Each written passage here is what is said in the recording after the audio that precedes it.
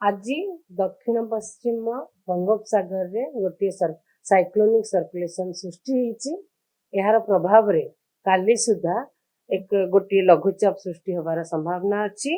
आउ लघुचापटी उत्तर पूर्व दिग को गति करने सहित 24 तारिख रे केंद्रीय बंगोपसागर रे अवपात रे परिणत होबार संभावना रही आउ घनीभूत होई उत्तर पूर्व दिग को गति करिवार संभावना अच्छी।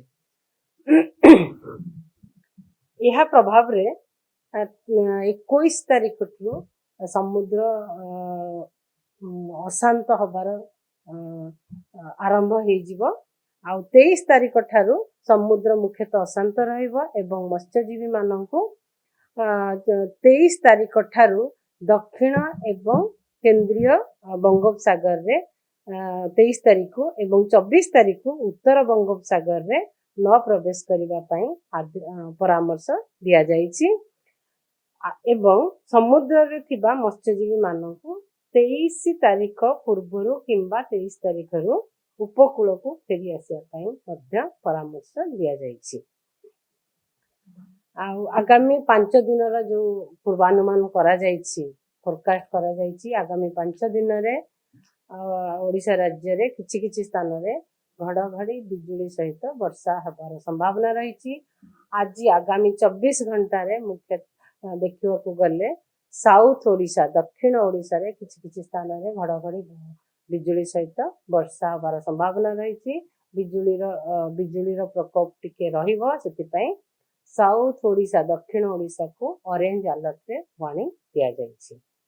कालिठू वर्षा पवन आउ घड़घड़ी कंटिन्यू करिवो।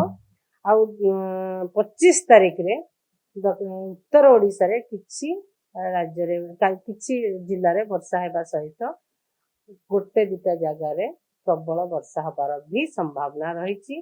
मोस्टली बालेश्वर डिस्ट्रिक्ट रे गोटे दुटा जगह रे प्रबल वर्षा हेता सेटा हमें कहिलु अवपात रे परिणत हबो डिप्रेशन बनिबो। डिप्रेशन पर भी फर्दर इंटेंसिफिकेशन हेई कि सेटा उत्तर पूर्व दिग को गति करिवो।